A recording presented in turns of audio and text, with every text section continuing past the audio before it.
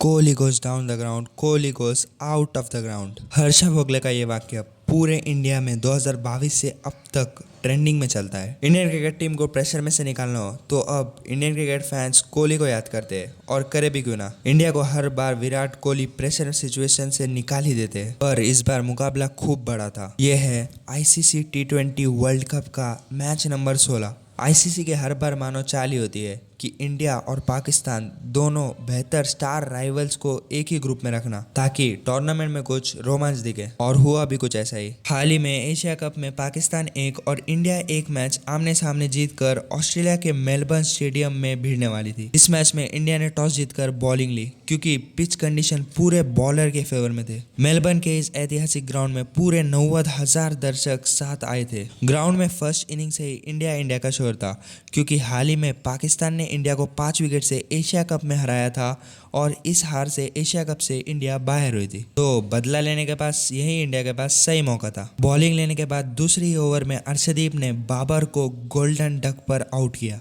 ये विकेट के साथ ही पूरे स्टेडियम में शोर और बढ़ गया, और अर्शदीप यही ना रुके। चौथी ओवर में ही रिजवान को अर्शदीप ने आउट किया, और पाकिस्तान का स्कोर 4 ओवर में 15 रन पर 2 विकेट था। ऐसे फिर पाकिस्तान की तरफ से शान मसूद और इफ्तिकार अहमद ने पारी संभाली और स्कोर को 91 रन तक पहुंचा दिया, और अगला विकेट सीधा मैच के 13 ओवर में इफ्तिकार अहमद के रूप में गिरा। 13 ओवर में 91 फॉर 2 के बाद पाकिस्तान का स्कोर 98 फॉर 5 हो गया, जिसमें शमी ने 1 और हार्दिक ने 2 विकेट झटकाए, पर शान मसूद अब तक नॉट आउट थे। एक ओर से पाकिस्तान का पूरा बैटिंग लाइनअप कोलैप्स हो रहा था, लेकिन दूसरी ओर शान मसूद ने पकड़ी रखी थी। इसी के बदौलत पाकिस्तान ने 159 रन सक्सेसफुली बना दिए। सेकेंड इनिंग की शुरुआत होते ही इनिंग में पाकिस्तान ने पावर प्ले में लीड ले ली, और केएल राहुल, रोहित शर्मा और सूर्य कुमार यादव को आउट किया, और हमें नसीम शाह और हारिस रऊफ का बेस्ट स्पेल देखने मिला, जिसमें नसीम ने 2 ओवर में 1 विकेट झटकाए, हारिस ने 2 ओवर में 2 विकेट, और शाहीन ने शानदार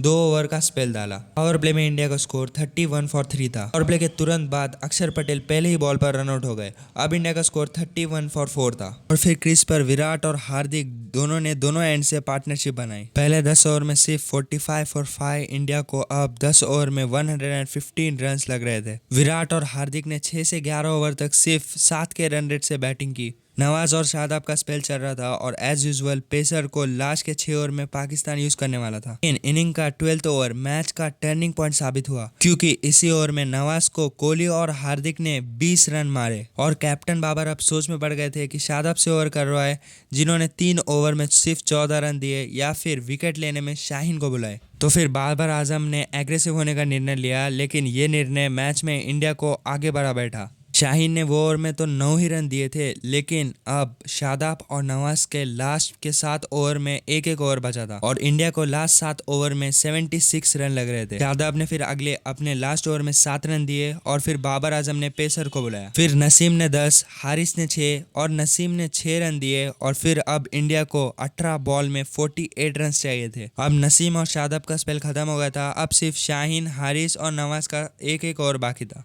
3 ओवर में 48 रन चाहिए थे, तो शाहीन ने कोहली को 3 चौके मार दिए, और वो ओवर में अपनी 43 बॉल्स में पूरी की। ओवर में 17 रन आ गए थे, और उसके बाद अब इंडिया को 12 बॉल में 31 रन चाहिए थे। हार्दिक और कोहली ने पहले 4 बॉल में सिंगल लेके सिर्फ 3 ही रन किए, और अब जीत के लिए 8 बॉल में 28 रन लग रहे थे। इसके बाद तो सब जानते हैं, वो 2 शॉट और पूरे इंडिया में शोर ही शोर। वो बैकफुट वाला स्ट्रेट में 6। मैच के बाद हारिस रऊफ ने भी खुद ये कहा कि वो खुद ये चीज एक्सेप्ट नहीं कर रहे थे, क्योंकि 150 किलोमीटर पर आवर का बाउंसर स्ट्रेट में 6 लगाना कोई आम बात नहीं है। लास्ट ओवर में जैसे कि बाबर आजम से कैलकुलेशन में थोड़ी गड़बड़ हो गई थी, फिर नवाज बॉलिंग करने आए। पहली गेंद पर सिंगल, दूसरी गेंद पर डबल, और फिर तीसरी गेंद पर वो फुल टॉस वाला छक्का आया, लेकिन वो फुल टॉस नो बॉल साबित हुआ। हालांकि इसके बाद बहुत कंट्रोवर्सी हो गई थी, लेकिन वो नो बॉल ही था, और उस वक्त अंपायर ने भी यही डिसीजन दिया। फ्री हिट पे पहला वाइड आया, और फ्री हिट पे विराट कोहली बोल्ड हो गए, लेकिन ये फ्री हिट था। इस पे इंडिया 3 रन भागा। 5वीं बॉल पर दिनेश कार्तिक स्टंप आउट हो गए,